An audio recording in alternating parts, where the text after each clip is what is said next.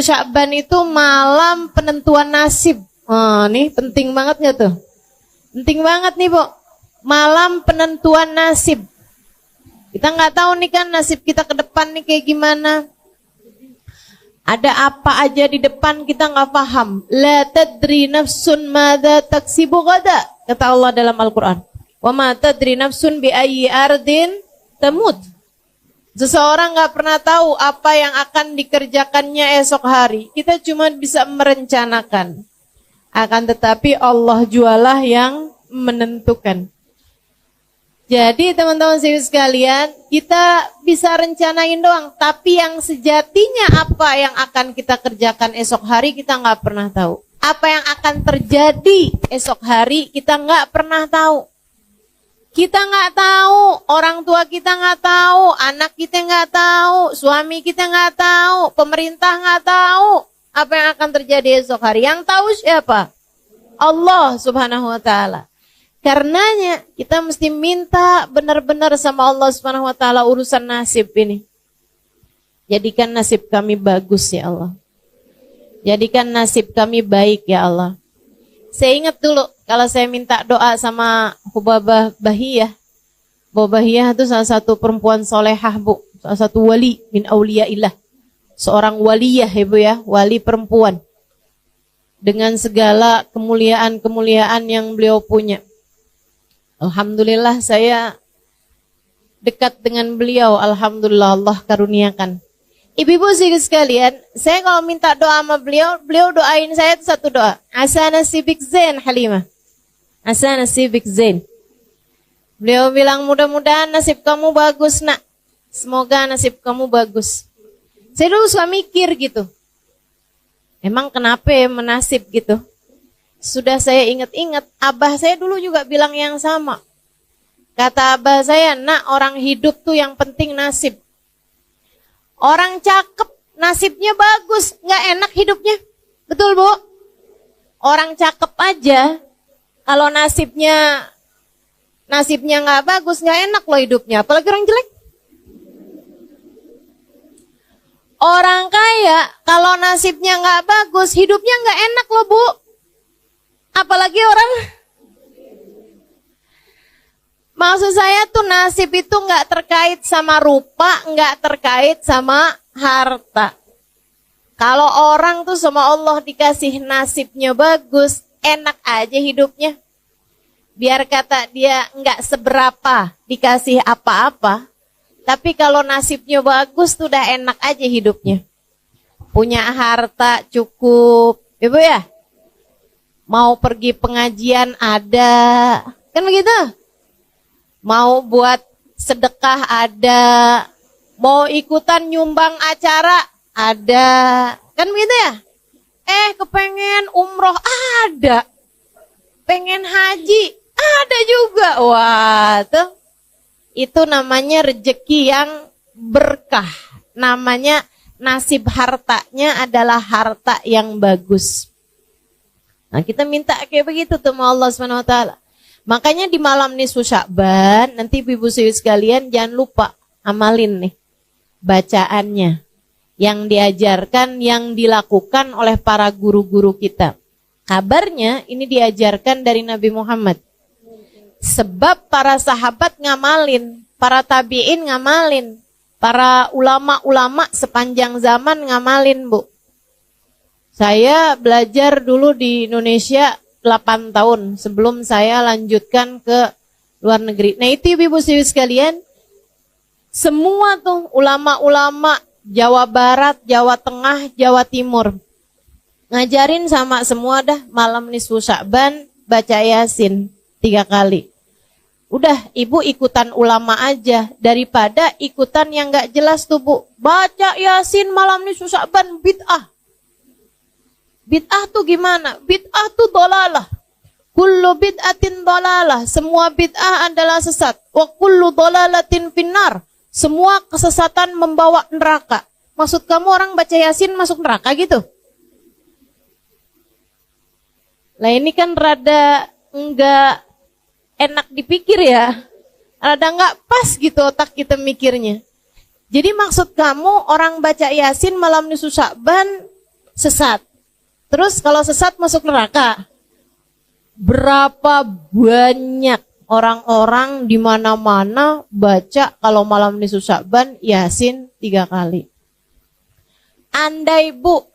Andai nih nggak ada yang ngajarin kecuali seorang ulama yang saya tahu sangat soleh, dia ngamalin dan dia ngajarin, saya sih akan ikut.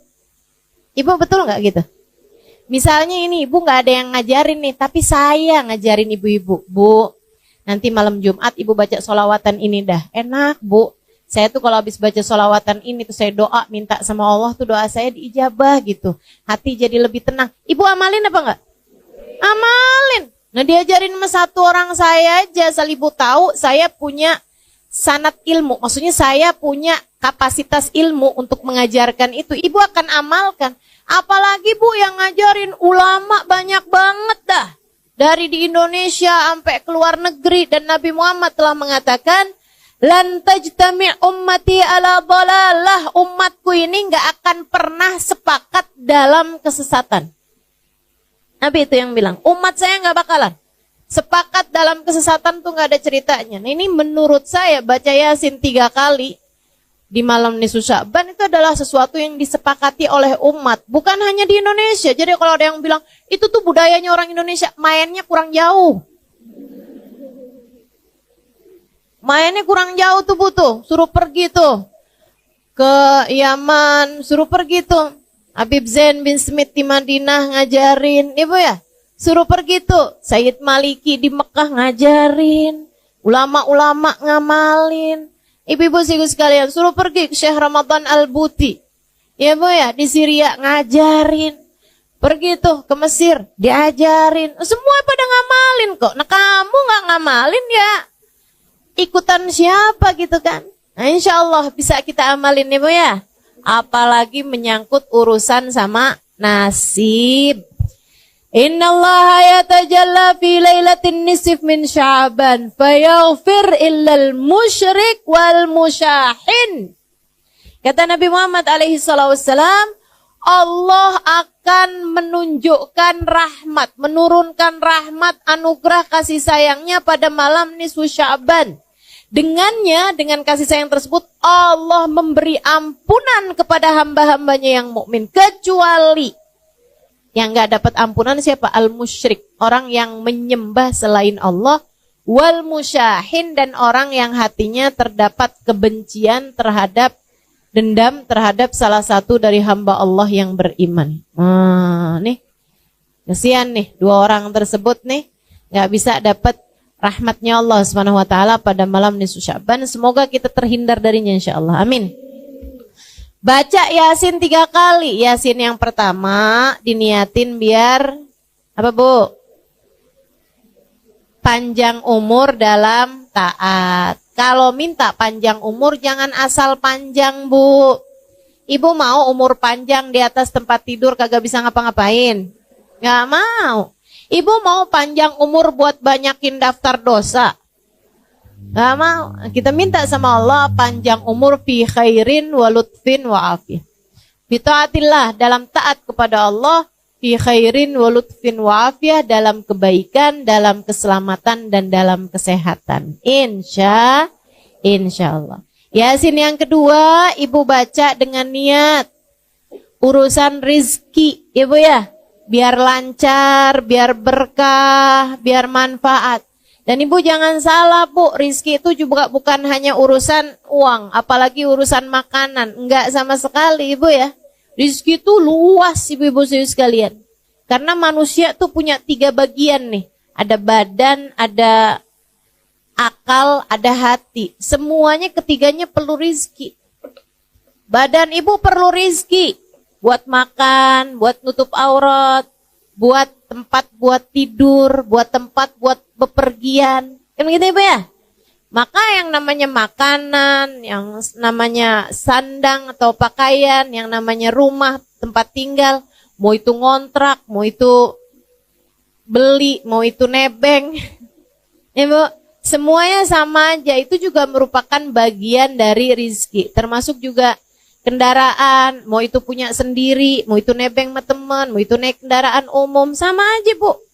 Itu namanya rizki juga gitu. Rizki juga.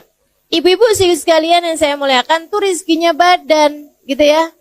Kemudian ada lagi rizkinya akal. Maka ibu selain minta rizki yang badan, ibu juga minta rizki yang akal. Apa tuh? Ilmu yang manfaat. Ya kan gitu ya? Itu namanya rizkinya akal ibu tuh. Bisa punya ilmu. Dan buat ilmu itu bu perlu guru. Makanya ibu juga perlu minta dikaruniai guru. Terutama buat anak cucu ibu dah.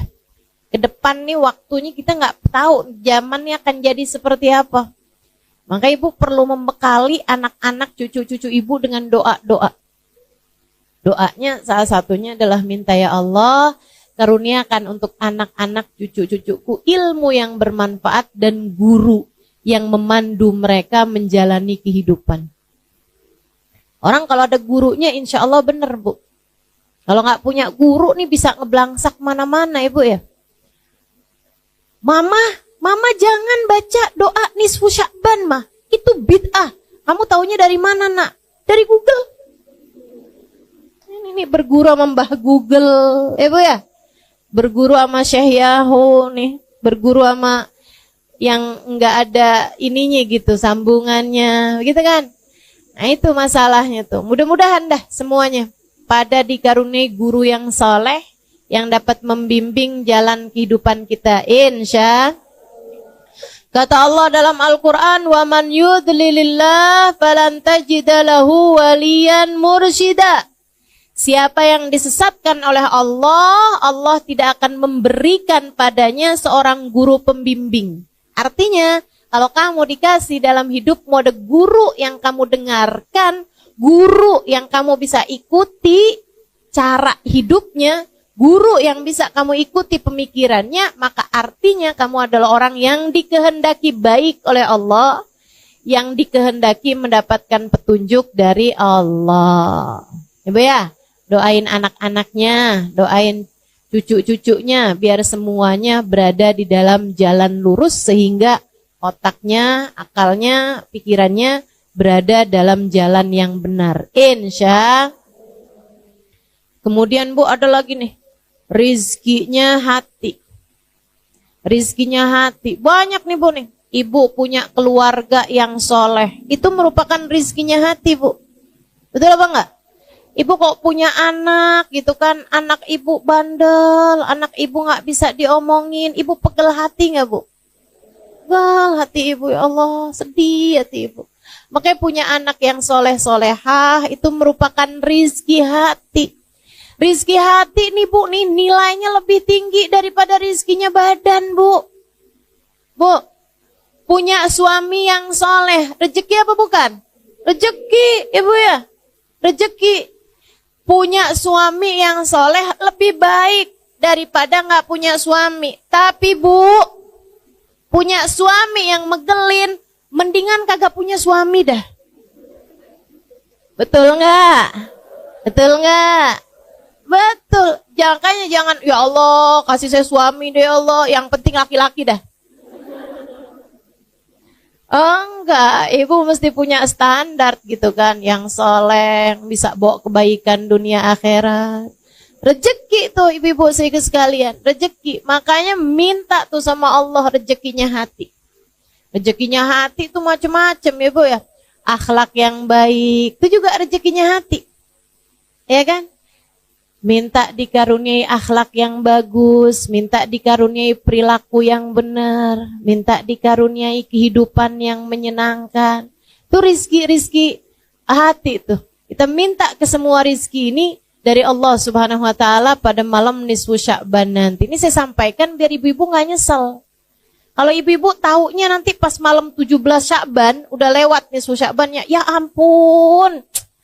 Kok baru tahu sih, kemarin doanya cuman gitu doang nih. Gitu kan. Tapi kalau saya kasih tahu sekarang, ini kan udah deket nih. Jadi ibu-ibu gak nyesel. Kalau saya kasih tahunya 2 minggu yang lalu, takutnya ibu-ibu keburu lupa. Apa ya gitu, Ustazah kemarin tuh ngajarin kayaknya penting dah. Tapi apa gitu udah lupa lagi. Nah ini kan deket nih, insya Allah gak lupa ya bu ya. baca Yasin yang pertama, niat panjang umur dalam taat. Baca Yasin yang kedua, niat rizki, zahir batin, rizkinya badan, rizkinya akal, rizkinya hati. Kemudian, ini yang paling penting nih, bergantung dengannya nasibmu di akhirat. Minta agar dimatikan di waktunya nanti dalam keadaan husnul khotimah.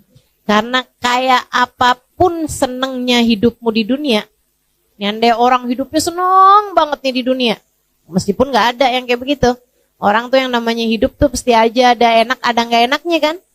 Tapi andai ada orang hidup seneng aja di dunia nih, tapi matinya su'ul khotimah, udah deh tuh, jadi penyesalan sepanjang kehidupannya nanti di akhirat. Sebaliknya, kalau ada orang hidupnya susah terus, tapi matinya husnul khotimah, udah tuh, bakalan jadi kesenangan nantinya di akhirat. Lupa sama semua kesusahan kehidupan kalau dia matinya dalam keadaan husnul khotimah. Minta sama Allah, ya Allah, apabila datang ajal menjemput kami, matikan kami dalam husnul khotimah. Kenapa kok kami enggak saya, Ustazah? Ya boleh kami, boleh saya. Cuman kalau ibu-ibu doa kami, ibu niatin juga buat anak-anak, ya Bu ya? Buat suami, buat orang-orang yang ibu sayangi. Semoga semuanya dimatikan dalam husnul khotimah. Ibu-ibu sekalian yang saya muliakan. Nah nanti nih Bu, abis nisfu Syaban lewat. Oh ya, nanti malam nisfu Syaban tuh usahakan ada sedekah yang ibu sedekahkan. Walaupun sesedikit apapun, saya orang susah Ustazah, ya nggak apa-apa, susah juga ada. Tapi kan ibu makan, betul apa enggak? Nah dari yang ibu makan itu, sebagian dah, ada yang ibu sedekahkan. Walaupun nasi sebungkus melauknya ibu ya, kasihin kepada orang lain. Ibu punya 20.000, ibu sedekahin 10.000, 5.000, itu nilainya besar Bu di mata Allah. Dirham sabak alf dirham, kata Nabi Muhammad. Kadang-kadang 1 dirham nilai pahalanya di sisi Allah lebih banyak daripada 1.000.000 dirham, 1.000 dirham. Ibu nih sedekah 1.000 rupiah bisa jadi lebih banyak nilainya, pahalanya dibandingkan dengan yang sedekah jutaan rupiah. Jadi jangan sedih. Kenapa gitu? Misalnya gitu ya, punya duitnya cuman 50.000, ibu sedekahin 10.000, berarti ibu udah bersedekah 20% dari harta ibu. Itu nilainya besar dibandingkan dengan orang sedekah 1 juta, punyanya miliaran. Karena dia cuma 1/1000%, gitu kan? Ibu-ibu sekalian, maka enggak usah mengecilkan sedekah. Walaupun orang lihatnya, Allah lo sedekahnya cuma 5.000 perak doang, dibeli nasi juga enggak cukup. Misalnya gitu kan ya, dibeliin boba enggak cukup. Boba. Emang boba apaan sih? Ibu-ibu sekalian, jangan mengecilkan sedekahmu. Karena nilai sedekah tuh Bu, enggak dihitung dari nilai sedekahnya berapa. Allah tuh suka ngitungnya dari seberapa pemilikan hartamu. Gitu. Aja mudah-mudahan pokoknya malam nisfu Syaban usahakan ada sedekah yang kita sedekahkan. Allah tuh suka nggak tega. Kalau ngelihat hambanya yang sedekah tuh, Allah suka nggak tega. Ya ampun, ini dikasih sedikit aja bisa ngasih sama orang lain. Nah, tuh nanti sama Allah SWT dilipat-lipat gandakan, disenangkan dunia akhirat. Insya Allah. Ibu-ibu sekalian, habis nisfu Syaban itu ibu nggak boleh puasa lagi. Ya, habisnya nisfu Syaban ibu nggak boleh puasa sunnah. Tapi kalau puasa wajibnya ibu bayar deh tuh, karena itu kan puasa itu yang wajib-wajib memang wajib dibayar gitu Bu. Jadi nggak ada batasan sampai akhir Ramadan. Meskipun sebaiknya Bu ya, jangan akhir Ramadan banget tuh kamu masih ada puasa. Sebaiknya udah dibayar-bayarin dulu dah. Dari sebelum hari terakhir di bulan Ramadan. Hari terakhir di bulan Ramadan itu kalau puasanya nggak wajib ya Bu ya, hukum puasanya haram. Hukum puasanya haram. Ibu nggak punya utang, begitu kan ya? Nah itu walaupun misalnya saya punya puasa sunnah yang nyambung nih Ustazah. saya puasain dari bulan Rejab kemarin, Rejab, Syakban, saya puasain. Boleh nggak puasa saya nyambung sampai Ramadan, sampai Lebaran? Nggak boleh. Wajib hari terakhir di bulan Syakban ibu nggak puasa. Kenapa gitu? Sebab seperti yang tahun sekarang nih Bu nih, Syakbannya jatuhnya cuma 29 hari. Nah tanggal 29 berarti besokannya itu kan bisa Ramadan, bisa nggak Ramadan. Kalau hari terakhirnya bisa 30 ya. Kalau hari terakhirnya 30 itu kan bisa tanggal 1 Ramadan, bisa juga tanggal 30 Syakban. Namanya Yaumus Syak. Nabi Muhammad mengatakan, man shoma yaumas syak faqad asa Abul Qasim. Siapa yang berpuasa pada hari terakhir di bulan Syakban, di hari yang diragukan apakah udah masuk puasa atau belum, faqad asa Abul Qasim, dia telah durhaka kepada Nabi Muhammad. Nah kalau hari Syakbannya terakhir 29, tetap juga jangan puasain tuh Bu tanggal 29. Walaupun ibu punya puasa sunnah yang nyambung. Kenapa gitu? Biar memisahkan antara puasa sunnah dari puasa yang wajib. Ya Bu ya? Jadi Bu jangan puasa hari terakhir di bulan Syakban.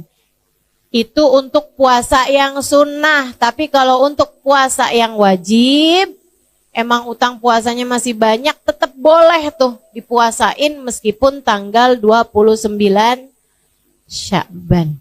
Ibu-ibu sekalian yang saya muliakan, sebenarnya mengakhirkan puasa sampai lewat nisfu Syakban tuh hukumnya makruh Bu. Makruh. Apalagi kalau sampai datang puasa Ramadan, kamu masih punya utang puasa dari Ramadan yang sebelumnya, tuh hukumnya haram. Haram artinya dosa. Ibu, makanya ibu bayarin deh tuh utangnya. Kenapa nggak bayar-bayar? Kagak ada yang nagih Ustazah. Nah loh, mau minta siapa yang nagih? Israel. Kan serem banget ya Bu. Nah, insya Allah dah, pokoknya bayarin dah hutangnya tuh. Saya dah yang nagih, mewakili malaikat Israel. Masya Allah. Sebelum datang malaikat Israel, buruan bayar hutangnya. Mudah-mudahan Allah Subhanahu Wa Taala jadikan kita lunas dari semua hutang. Baik hutang kepada Allah, kayak puasa begini nih, ataupun hutang kepada manusia. Insya Allah. Sampai datang Ramadan, Ibu, hati-hati sama Ramadan. Ramadan itu Bu, amal ibadah dilipat gandakan bener. Tapi jangan salah, dosa juga dilipat gandain. Bu, orang tuh kalau bulan Ramadan ya Bu ya, bohong kan emang haram. Ya Bu, tapi kalau ibu-ibu bohongnya di bulan Ramadan, ibu bohongnya berkali lipat. Apalagi kalau ngepasin Lailatul Qadar, nah loh. Sekali bohong kayak 1000 bulan bohong. Serem bener.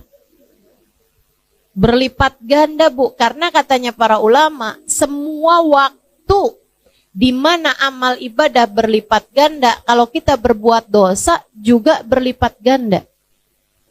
Makanya banyak ulama memilih untuk tidak mau tinggal di Mekah. Kenapa gitu? Karena di Mekah itu amal ibadah berlipat ganda. 1 rakaat senilai 100.000 rakaat. Benar. Akan tetapi dosa juga berlipat ganda. Di Masjidil Haram itu sholat 1 rakaat senilai 100.000 rakaat di tempat yang lain. Tapi kalau bikin dosa di Masjidil Haram, dosanya juga lipat-lipat ganda. Mekah itu ibu-ibu sekalian, satu-satunya kota yang kamu di dalam kota Mekah, dosanya hati aja dicatat sama malaikat. Seram. Makanya para ulama milih, enggak dah tinggal di Mekah, enggak, takut enggak bisa ngasih kehormatannya kota Mekah. Karena memang tempat yang amal ibadah berlipat ganda, dosa juga berlipat ganda. Sama halnya dengan Ramadan. Waktu di bulan Ramadan itu amal ibadah berlipat ganda. Sekurangnya 70 kali lipat. Sekurangnya, minimal. Jadi kamu puasa, pahala puasanya 70 kali lipat. Kamu terawih, pahala sholatnya 70 kali lipat. Kamu sedekah, pahala sedekahnya 70 kali lipat. Itu minimal. Ada yang bilang ampe 700 kali lipat. Ada yang bilang ampe 1000 kali lipat. Ada yang bilang bahkan bisa lebih daripada itu juga. Dan di bulan Ramadan itu ibu-ibu sekalian, ampunan Allah diturunkan banyak banget. Dan buat ngebantuin kita ibadah, buat ngebantuin kita diturunin ampunan rahmat, Bu. Allah segitu baiknya, Bu. Setan dicutiin dulu. Setan bebas tugas. Setan disuruh liburan, gak tahu deh tuh saya kemana gitu ya. Gak paham deh tuh. Yang pasti, ibu-ibu sekalian, gak ada setan di bulan Ramadan. Setan yang ngebisik-bisikin dirimu itu loh. Yang ngebisik-bisikin kalau lagi duduk pengajian kayak begini, ngantuk ya, udah nggak usah dengerin ustadzahnya, udah tidur aja gitu. Dia sambil gini nih, di mata kita jadi begini. Pernah ada yang berasa nggak? Mana orangnya? Saya. Ya Allah, apalagi yang deket-deket kipas sampai berat banget matanya. Itu tuh Bu, setan yang itu tuh kalau di bulan Ramadan nggak ada. Ustazah ada tahu. Maksud kamu gimana? Saya baca Quran ngantuk bener dah Ustazah. Kata setan, bukan saya. Itu mah asli kamu deh tuh. Emang tukang ngantukan. Kalau ibadah ya. Masya Allah, Masya Allah. Jadi jangan ada yang nyalahin setan kalau bulan Ramadan. Setan bilang gak ikut-ikut. Saya gak ikut-ikut kata setan. Ayo Bu, bikin setan gak gampang masuk lagi sama kita habis lebaran. Bikin setan gak kenal sama kita habis lebaran. Mana di itu si Halimah? Kok kayak udah susah nih dimasukin. Itu ada caranya ibu sekalian. Ramadanmu dinaikin mutunya. Ramadanmu dinaikin tingkatannya. Imam Al-Ghazali dalam kitabnya Bidayatul Hidayah menerangkan tentang 3 kelasnya orang-orang saat berpuasa. Ya Bu, gimana tuh? Kata Imam Ghazali, ada puasa kelas umum, ada puasa kelas khusus, ada puasa kelas khususil khusus. Jadi ibarat naik kereta, nih ada kereta kelas ekonomi, ada kelas bisnis, ada kelas eksekutif. Ibu-ibu sekalian, yang kelas ekonomi nih Bu nih, takut nggak kebawa dah. Kayaknya nih duduknya pada di gerbong nih kayaknya. Kelas ekonominya kayak gimana nih? Puasa nih. Katanya Imam Ghazali, yang puasa hanya sekedar memuasakan perut dan farji. Artinya, dia puasa, nggak mau makan, nggak mau minum, sama nggak mau berhubungan intim ketika sedang berpuasa bagi yang sudah menikah. Begitu ya? Puasa berarti nggak boleh makan, nggak boleh minum, nggak boleh hubungan. Gitu doang dia. Tapi yang lain-lain masih jalan terus. Yang lain-lain tuh kayak gimana? Ngomongin orang jalan. Bohong, gitu ya. Ngelihat dengan syahwat, iya juga gitu. Nontonnya nggak bener, juga jalan juga. Semua maksiat masih dikerjakan. Marahin suami, tambah jadi. Soalnya deket-deket lebaran, dana-dana belum tunai, belum cair. Masih beku di kulkas ya Bu ya. Waduh, udah tambah deh tuh, tambah deket lebaran, tambah kenceng marahnya sama suaminya. Masya Allah, nih ibu-ibu nih, yang kayak beginian nih Bu, seram. Katanya Nabi Muhammad alaihissalam, kam min saim, laisa min siyamihi illal ju' wal atash. Berapa banyak orang puasa, gak dapat apa-apa dari puasanya, kecuali nahan lapar sama haus doang. Bahkan Imam Abu Hanifah sampai menyebutkan, nggak dapat pahala, tapi wajib diqadha puasanya. Kalau puasa kamu batal karena dosa-dosa yang tadi telah saya sebutkan, kayak bohong, ngomongin orang, gitu ya Bu ya. Itu katanya Imam Abu Hanifah, batal puasa kamu, ntar mesti diqadhain. Ya ampun, serem bener. Katanya Imam Syafi'i dan yang lain-lain, enggak, puasanya nggak batal, puasanya sah, tapi nggak ada pahalanya. Nah, buat apa? Puasa kita nih Bu, kalau Allah tolak nggak mau terima, menurut Ibu siapa itu yang mau ngasih pahala? Nggak ada Bu. Makanya mesti hati-hati urusan puasa nih, mesti hati-hati. Karena puasa ini amal ibadah yang paling disukai, paling didemenin sama Allah Subhanahu wa taala.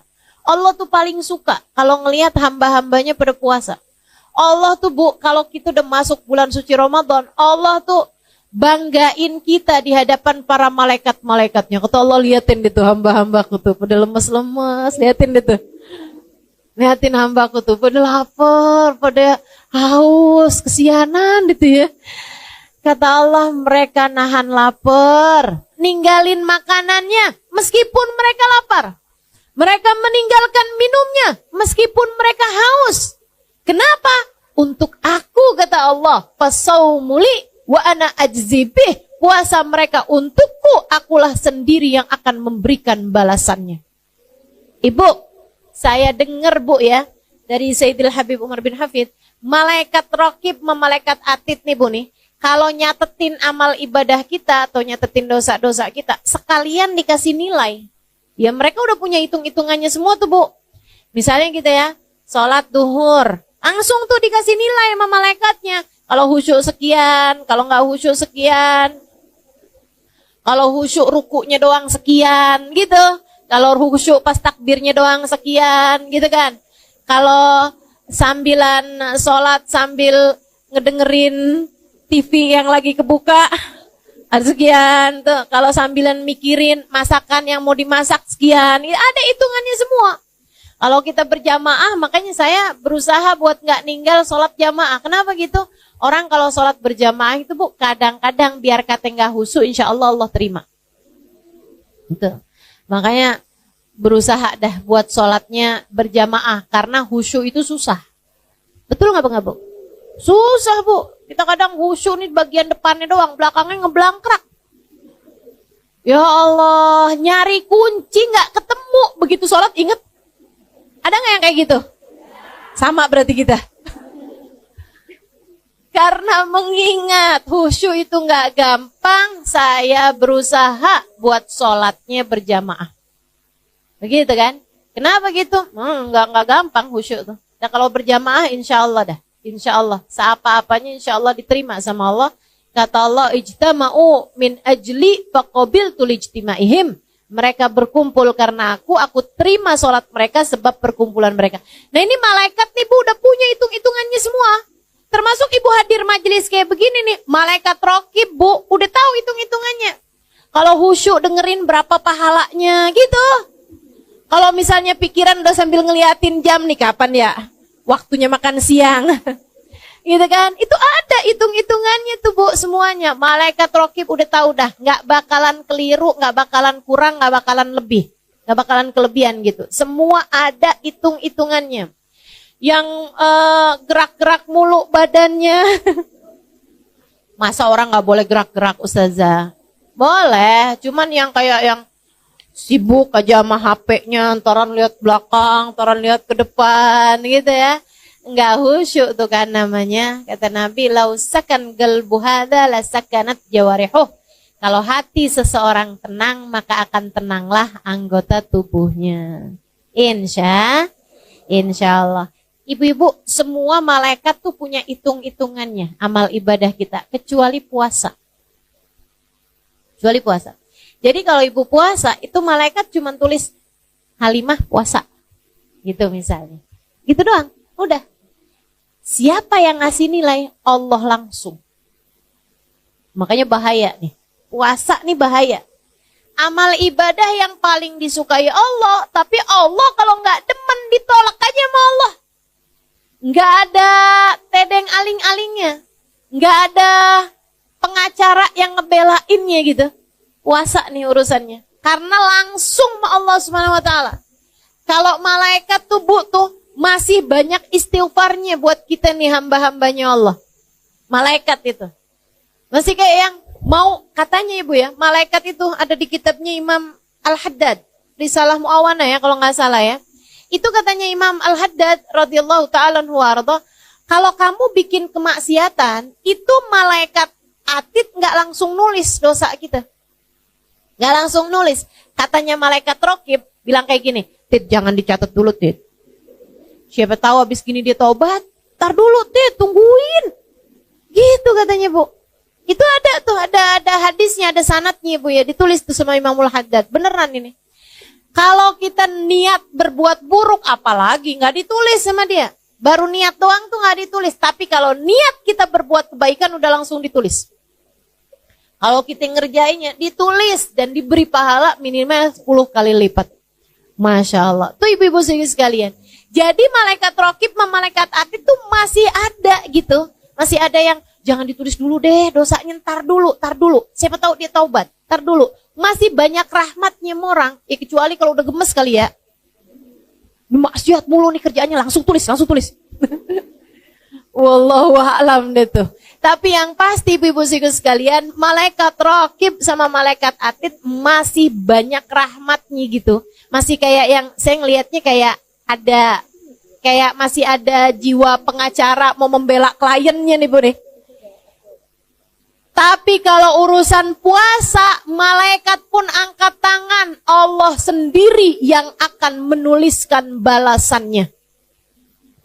Makanya begitu puasa ada ngomongin orangnya, kata Allah, aku tolak. Gak ada pahalanya apa-apa. Begitu puasa kamu ada bohongnya, kata Allah, aku tolak. Puasa macam apa ini? Begitu kamu puasa, kemudian kamu marah-marahin anak, hati anak sedih gitu.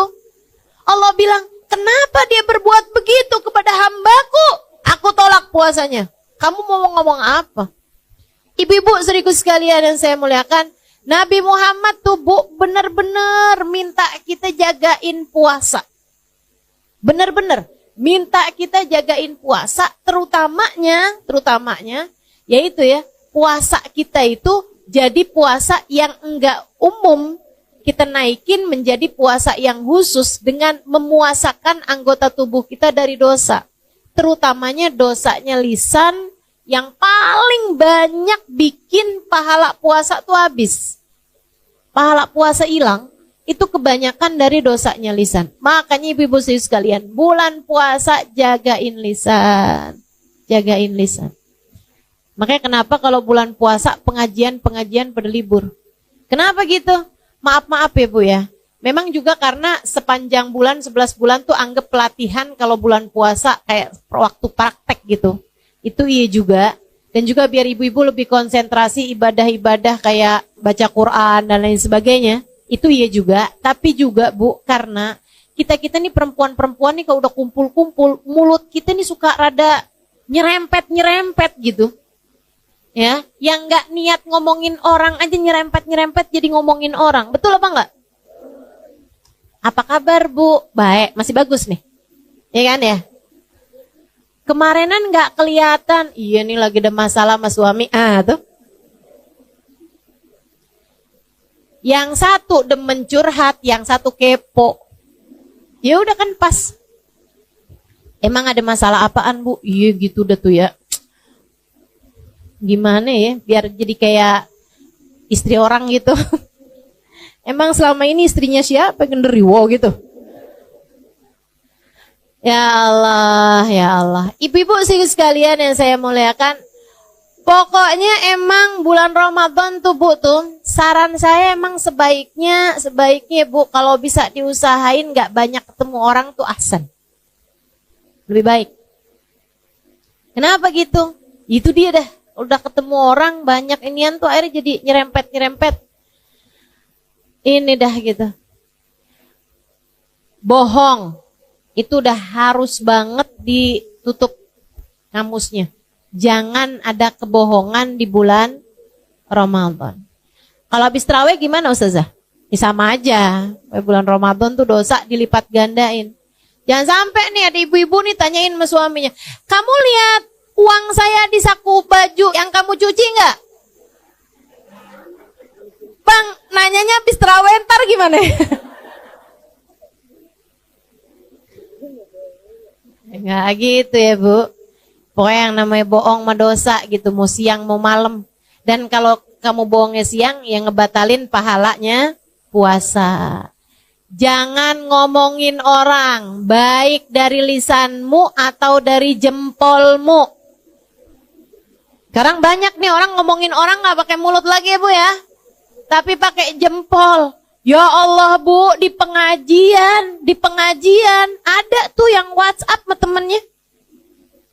Lo lihat nggak tuh si No datang tahu? Di mana emang duduknya? Sambilan nih, ada ustadzahnya yang lagi ceramah padahal. Ya ampun, bisa-bisanya dia datang, kagak punya malu. Nah tuh. Ya Allah, ya Allah. Tuh ibu-ibu saya sekalian, kamu bahkan kelihatannya lagi duduk di majelis taklim, akan tetapi sejatinya kamu sedang ghibah. Ghibah tuh Bu bahaya dan bisa batalin pahala puasa kita. Karena sejatinya orang lagi ghibah, lagi ngomongin orang, lagi ngegosip, itu kayak makan bangkai daging saudaranya sendiri. Seram, mudah-mudahan Allah jaga lisan kita. Biar nggak gampang ghibah insya Allah. Karena nih Bu, nih dosanya ghibah nih ya Bu ya. Dosa yang kita tuh ngerasanya kayak semua orang ngerjain, jadi kayak nggak dosa-dosa amat gitu. Berasa nggak gitu? Betul kan? Kayak nggak dosa-dosa amat gitu. Nah, ibu-ibu kalau dibilang makan daging babi, wih kayaknya udah dosa banget, neraka tuh pasti. Kan begitu ya? Si ibu itu dia Islam loh, tapi dia bisa loh makan daging babi. Ya ampun, dimasak kemarin makan daging babi. Iya, astagfirullah. Diomongin, padahal dosanya ngomongin itu lebih gede daripada dosanya makan babi. Bukan berarti ibu makan babi aja dah kalau gitu. Nggak gitu juga. Nah gitu juga. Maksud saya tuh dosanya lebih gede gitu. Kata Imam Ghazali kan gitu, ngasih perumpamaan. Kata Imam Ghazali, orang pakai emas, laki-laki pakai cincin emas, kan dosa. Ada ulama pakai cincin emas, kan dosa tuh kan. Diomongin sama orang-orang nggak sadar, kata Imam Ghazali. Kalau dosanya ngomongin orang, apalagi ulama, lebih gede. Berpuluh-puluh kali lipat, bahkan beratus kali lipat daripada dosanya orang pakai cincin emas. Kadang itu suka gitu. Gak gitu kadang. Mudah-mudahan deh Allah selamatin kita semuanya. Lisan gak bertulang. Ya Bu ya, kita mesti punya kendali terhadap lisan kita. Tahu apa yang mesti diomongin, apa yang gak perlu diomongin. Juga bulan puasa nih Bu, biar puasamu naik menjadi kelas khusus tadi ini, kelas bisnis. Ibu mesti jagain lisannya dari menyakiti hati orang. Hati-hati Bu, bahaya. Bu, bahaya. Termasuk anak sendiri. Ibu jangan suka nyakitin hati anaknya. Dibangunin susah sahur, akhirnya keluar kata-kata yang gak bagus. Jangan. Nanti yang nyesel dirimu sendiri. Ini gak kayak anak orang nih. Kayak anak. Ya anak apa? Kalau ibu nyebutin nama salah satu binatang, anak sakit hati kan. Meskipun anak kalau bisa nyaut, ya kalau saya anak monyet, ibu induknya dong. Untung aja anak-anak kita tuh sopan-sopan loh Bu. Betul apa enggak? Anak-anak kita tuh santun-santun. Ibu suka marah kalau ibu ngajak anak ibu ngomong, anak ibu pegang HP. Betul apa enggak? Coba diingat-ingat. Nah, kalau ibu ngomong, HP-nya ditaruh dulu. Nih ibu mau ngomong penting nih, liatin muka ibu, liatin.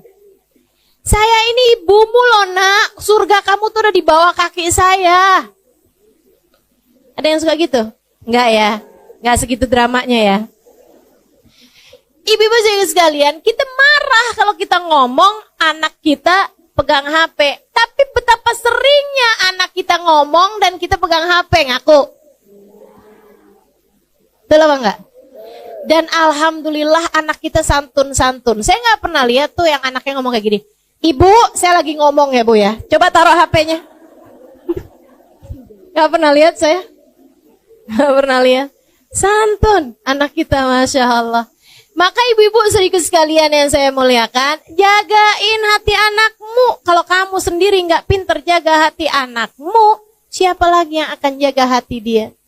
Kalau dalam rumah dia tidak mendapatkan kedamaian, di mana lagi dia akan menjadikan sebuah tempat sebagai tempat dia berpulang? Orang kalau nggak dapetin damai di dalam rumahnya mesti di mana lagi? Kesian, mau di jalanan. Kesian banget anak-anaknya. Udah Bu, lupakan semua kemarahanmu, lupakan semua kekesalanmu sama anak. Ibu-ibu sedikit sekalian, anakmu, kata Imam Ghazali alaihi ridwanullah, adalah bayanganmu. Kalau kamu pengen bikin anakmu lurus, kamunya mesti lurus. Hubabah Zahra, ibunda dari guru saya Al-Habib Umar bin Hafid. Guru kami Al-Habib Umar bin Hafid, guru kita semua Al-Habib Umar bin Hafid. Itu ibu-ibu sekalian punya anak soleh-solehah semua. Banyak anaknya Bu, soleh-solehah semuanya ibu-ibu sekalian. Lebih dari 10 orang anaknya. Semuanya soleh, semuanya solehah. Bahkan yang satu jadi mufti di kota Hadramut. Yang satu lagi Al-Habib Umar bin Hafid, orang soleh wali min auliyaillah. Ibu-ibu sekalian yang saya muliakan, semuanya soleh-solehah. Putra-putri dari Hubabah Zahra ini ya Bu ya. Ditanya, ada seorang ibu nanya sama Hubabah Zahra, Hubabah gimana caranya biar anak saya soleh-solehah. Hubabah Zahra sambil senyum, karena emang orangnya senyuman mulu tuh Bu tuh. Padahal hidupnya susah, hidupnya berat, senyum aja. Katanya beliau kayak begini, nak, kamu kalau kepengen anak kamu soleh-solehah, ya kamunya mesti solehah. Gampang aja ngomongnya, kamunya yang solehah. Terus kalau kamu udah solehah, kamu tinggal doain anak kamu. Sebab doanya perempuan yang solehah diijabah sama Allah. Dengannya anakmu jadi anak yang soleh-solehah. Gampang deh tuh. Kamunya yang solehah, terus kamu doain anak kamu. Biar soleh-solehah. Insya Allah. Jangan dikatain nanti kamu yang nyesel. Jangan dikatain nanti kamu yang nyesel. Anak-anakmu tuh. Jangan diomelin nanti kamu nyesel. Ibu kayak gak pernah aja ngomelin anak abis-abisan pas dia tidur. Kamu liatin, ya Allah kesian. Pernah? Pernah? Saya gak pernah Ustaz, orang saya belum punya anak. Ya iyalah. Tapi yang pada punya anak pasti tuh ngerti tuh apa yang saya omongin. Ya Allah Bu, jangankan ngomelin gitu, ngomong kasar aja sama anak. Habis itu pas ngelihat dia tidur, ya Allah gak tega. Itu ya Bu ya. Suami juga kayak begitu. Ibu jangan suka ngomelin. Bu, urusan suami nih, saya bilangin juga ya Bu ya. Allah aja gak tega loh ngelihat dia tidur kecapean. Masih Ibu tega? Katanya Nabi Muhammad, Allah bilang, ayyumamri'in batakalan min syughlih bata maghfuran lah. Itu hadisnya, tepatnya begitu. Ayyumamri'in, kalau ada seorang laki-laki, batakalan min syughlih, tertidur malam dalam keadaan kelelahan. Karena seharian bekerja untuk menghidupi anak istrinya. Bata maghfuran lah, dia tidur dalam keadaan diampuni dosa-dosanya. Allah aja gak tega sama dia. Kecapean, pengorok kayak gitu seharian kerja nih. Ada yang jadi supir Gojek. Ibu ya, ada yang jadi tukang. Ada yang kerja jadi guru. Ada yang kerja apalah segala macam pekerjaan-pekerjaan suami kita. Kecapean seharian tuh dia kerja, malam-malam tidurnya sampai ngorok. Kita sebel aja, ampun gak bisa tidur nih, gimana ya, gitu sumpet apaan nih ya, biar suara ngoroknya gak kedengeran gitu kan. Kita balikin, dia miring ngoroknya. Ya Allah, kita tendang aja bagaimana nih, ya ampun, astagfirullah. Ibu-ibu sedikit sekalian, Allah aja gak tega loh. Padahal dia kerja tuh, sampai capek ngorok, bukan buat Allah, buat kamu. Masa Allah aja gak tega, kamu tega sih sama dia? Sian, kesian ya. Meskipun kalau ada suami juga saya bakalan bilangin nih, sian sama istrinya, sian. Kamu omelin seharian, kamu tidur lihat dia gitu, kamu tega? Nggak tega juga. Istri kamu tuh loh, perempuan gitu ya, dengan segala kelemahannya, dengan segala hatinya yang lembut, cie. Dia mau ngurusin kamu, walaupun kamu belum tentu mau kurus. Dia mau ngurusin anak-anaknya. Yang adalah anak-anak kamu gitu kan. Kasihan tuh. Ya Allah. Allah aja nggak tega sampai dijadikan surga berada di bawah telapak kaki. Masa kamu tega sih? Maka berumah tangga nih mesti yang saling sayang. Dah, hilangkan segala kemarahan-kemarahan. Hilangkan segala kebencian-kebencian. Bulan Ramadan, Allah aja nggak tega ngelihat hambanya tuh pada lemes-lemes, pada lapar-lapar, haus-haus gitu. Masa kita tega sih ngelihat anak itu udah lemes kayak begitu kamu omelin mulu. Bu, orang kalau lagi puasa tuh tidur aja berpahala loh. Kan begitu ya? Naumus shaim ibadah. Kata Allah, tidurnya orang lagi puasa nilainya ibadah. Allah aja nggak tega, dia tidur aja ditulis pahala. Masa kamu tega-teganya sih? Bang, puasa tidur mulu. Ya Allah, Bu, Allah yang nggak tega. Kamu ngeliat anak kamu tidur, puasa tidur aja kerjaannya. Ayo bangun, sholat, ayo baca Quran. Gini gitu segala macam kamu omelin. Ya Allah, Bu, dia tidurnya ibadah, kamu ngomel dosa. Nih, mikirnya yang benar nih. Dia lagi ngerjain ibadah loh, Bu. Kamu bangunin. Yang ada kamu yang dosa. Dia lagi ibadah, kamu gangguin. Ya Allah, khair insyaallah. Mudah-mudahan ibu-ibu nih jadi nggak pada ngomelan dah kalau datang bulan Ramadan. Amin. Latihan dari sekarang, Bu ya.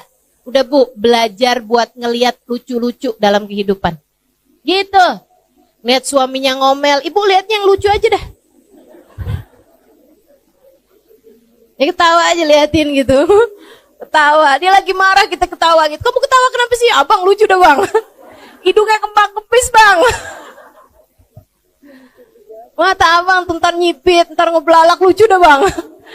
Gituin aja udah yang lucu aja ngelihatnya. Udah gak usah, hidup udah gak usah disusah-susahin ya, Bu. Yang enak aja. Kita punya Allah Maha Rahman. Alhamdulillah. Kita punya Nabi penyayang. Alhamdulillah. Udah lihat lucu aja dah dalam kehidupan ini. Gak usah diberat-beratin. Datang bulan suci Ramadan, hilangkan segala kemarahan, hilangkan segala kebencian. Yang rahmat sama siapapun, nggak usah bawa-bawa perasaan sedih nih sampai tanggal segini belum bisa beli baju lebaran. Dah nggak usah dipikirin. Nggak usah dipikirin. Bu, nggak usah dipikirin. Ada banyak sunnah-sunnah yang lain yang ibu bisa kerjain. Dah nggak usah. Lagian kalau Allah kasih rezeki sih, Bu, nggak ada siapapun bisa menghindari. Ya, Bu ya. Udah Allah mau ngasih dikasih juga. Udah apa yang bikin hati ibu sedih, tinggalin. Ibu tahu nggak? Setan tuh, Bu, di hari-hari setan nggak ada kayak gini nih. Setan tuh godain kita, Bu, tidak hanya dengan ngajakin kita berbuat dosa. Akan tetapi setan tuh seringkali godain kita nih dengan cara dibuat hati kita putus asa, hati kita sedih, hati kita overthinking, kata istilah anak zaman sekarang nih. Itu tuh seringkali bisikan-bisikan setan, kayak ngilang-ngilangin nikmat yang Allah SWT berikan. Padahal kalau kita mau hitung nikmatnya Allah, enggak kebayang banyaknya. Udah, ibu enggak usah mikirin yang enggak ada. Ibu syukuri aja apa yang ada. Insya Allah. Sebab, Bu, kalau kamu mau cari yang enggak adanya terus, kamu akhirnya enggak bisa bersyukur dalam kehidupan. Saya kasih tahu ya, Bu ya, hidup ini nggak pernah ideal buat siapapun. Bu, nggak ada loh orang yang hidupnya ideal, hidupnya pas semuanya, nggak ada, Bu. Ada orang nih ya, Bu ya, sakit-sakitan, hidupnya nggak enak, kan begitu kan? Sakit mulu gitu, dikit gini sakit, dikit gitu sakit, enak apa nggak enak? Nggak enak. Kadang-kadang nih sehat orangnya ya, Bu ya. Giliran punya suaminya megelin. Ada yang suaminya baik, saudaranya nyebelin. Ada yang orang tuanya, ya, Bu ya. Ada yang saudara-saudaranya jahat. Ada yang mertuanya, Bu. Ada yang iparnya. Pasti ada aja yang namanya hidup memang kayak begitu. Emang kayak gitu. Nggak pernah ideal. Kayaknya susah deh mau nyari orang yang semua orang sayang sama dia, semua orang baik sama dia gitu. Orang Nabi Muhammad yang sempurna gitu aja Bu, dijahatin sama pamannya. Iya kan? Dijahatin sama tetangga-tetangganya, dijahatin sama orang sekampungnya. Apalagi kita yang kayak gini nih, mesti ada aja. Dan kita nih Bu, kalau mau nyari hal-hal yang bisa bikin hidup kita sedih, hidup kita merasa, katanya orang zaman sekarang insecure, ya Bu ya, ngerasa minder, ngerasa sedih hati, mau dicari mah ada aja Bu. Orang tuh hidup gak ada yang ideal, ya kan Bu?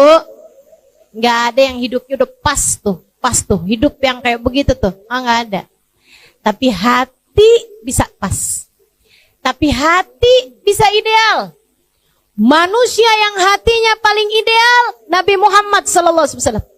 Hidupnya nggak ideal Bu, Nabi Muhammad. Betul apa enggak? Ya gimana mau ideal hidupnya Nabi Muhammad? Lahir aja udah nggak punya bapak. Mau ideal dari mana? Anak umur 6 tahun ditinggal mati ibunya. Mau ideal dari mana Bu? Nabi Muhammad alaihissalam berada dalam kemiskinan berpuluh-puluh tahun, ibu-ibu sekalian. Nggak ideal hidupnya Nabi Muhammad. Nabi Muhammad, ibu-ibu saudariku sekalian, punya anak 7. Bu, 6 di antara anaknya Nabi Muhammad yang menguburkannya. Artinya Nabi Muhammad tuh Bu, punya anak 7. Anaknya semuanya meninggal sebelum meninggalnya Nabi Muhammad. Sedih apa enggak sedih? Sedih. Ideal apa enggak hidupnya Nabi Muhammad? Enggak. Hidupnya Nabi Muhammad penuh dengan ujian. Hidupnya Nabi Muhammad penuh dengan kesusahan-kesusahan. Akan tetapi hati Nabi Muhammad ideal. Hati itulah yang menjadi pusat segala sesuatu. Nikmat, enggak nikmat hidup, semuanya letaknya ada di dalam hati kita. Bahagia letaknya di hati.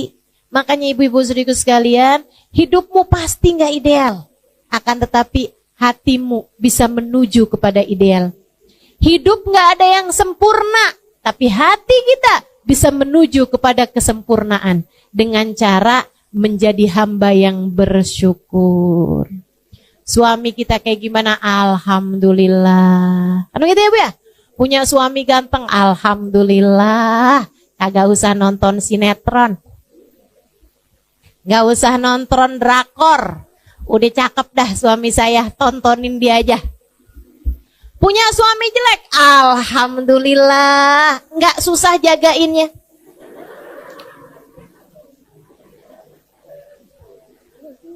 Agak ada yang mau sama dia.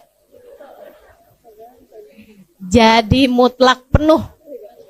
Jadi milikmu seutuhnya. Ibu-ibu saudariku sekalian yang saya muliakan, dah yang enak-enak aja dah Bu ya. Karena mau nyari ideal nggak ada, udah cari yang enaknya aja, bikin lucu aja hidup, nikmati aja hidup.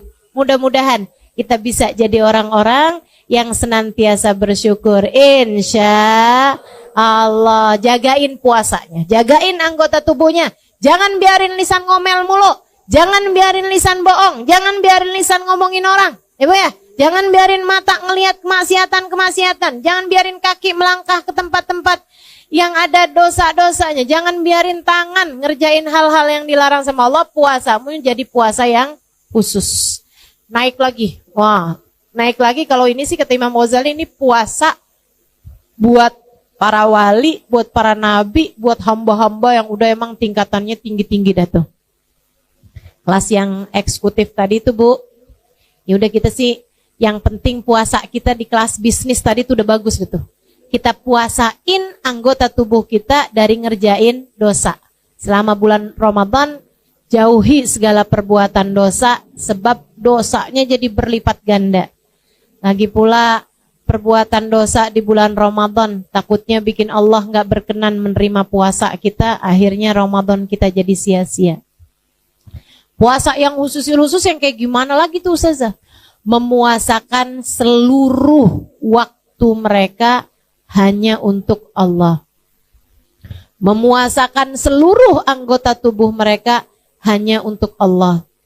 Jadi matanya Bu, mereka izinkan cuman buat ngelihat Al-Quran, matanya diizinkan cuman untuk memandang kitab-kitab zikir, matanya mereka izinkan hanya untuk memandang dengan pandangan penuh rahmat, penuh kasih sayang terhadap siapapun dan apapun tuh.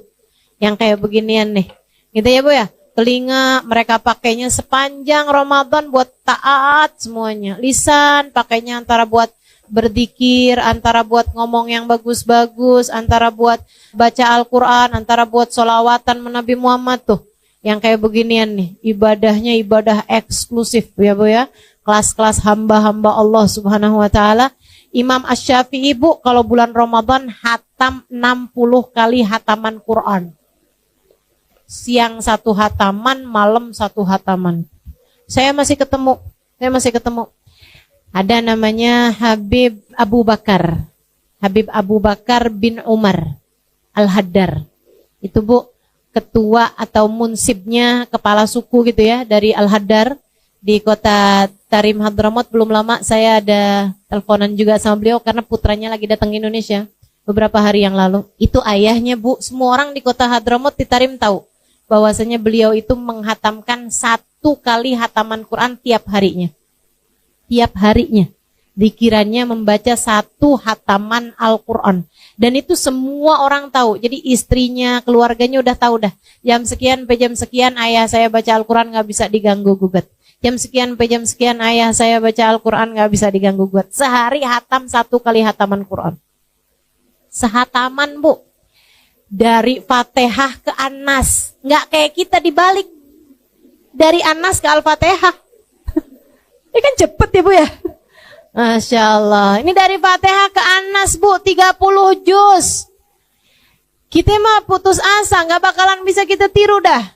Ibu-ibu jangan coba-coba tiru. Gak bakalan sanggup, sehari 30 juz. Ya Allah, udah dah. Gak bakalan bisa ibu-ibu saudariku sekalian. Tapi sekurangnya Bu, 3 juz mah bisa insya Allah. Ya Bu. Kayak gak niat gitu dah. Enggak ada nih saya lihatnya. 3 juz bisa apa enggak? Bisa Ustazah, yang 1 juz Al-Quran, yang 1 juz Al-Bukat mama enggak. Ya Allah, insya Allah ya Bu ya. Pokoknya Bu, selama bulan suci Ramadan, Ibu harus ada hataman Qurannya. Pokoknya nih, minimal gitu ya Bu ya. Sekali, kalau bisa 2 kali, kalau bulan Ramadan kemarin 2 kali, setahun ini 3 kali, insya Allah. Paksain, kalau nggak dipaksain emang kagak jadi dah. Mesti dipaksain, mesti komitmen, sekurangnya selama bulan Ramadan. Sekurangnya selama bulan Ramadan, insya Allah lisan kita pakai buat baca Al-Quran. Ibu-ibu saudariku sekalian, mudah-mudahan naik puasa kita nih. Jadi naik puasa kelas bisnis, insya Allah. Biar puasa kita diterima sama Allah. Ada Qurannya, ada terawihnya. Ibu kalau terawih jangan nyari masjid yang paling cepat. Kelakuan nih. Ada nih yang kelakuannya kayak begini nih. Kalau nyari, enak tuh sholat terawih di sono dah. Kenapa? Cepet. Pokoknya setengah jam semuanya kelar semua. Setengah jam sama sholat isyaknya. Itu terawih model apa tuh ya, cepet bener dah. Bismillahirrahmanirrahim, Yasin. Kirain baca Yasin. Allahu Akbar. Ruku, ya Allah, ya Allah. Jangan ya Bu ya, jangan ya Bu ya. Insya Allah Bu, terawihnya biar bener. Ya Bu.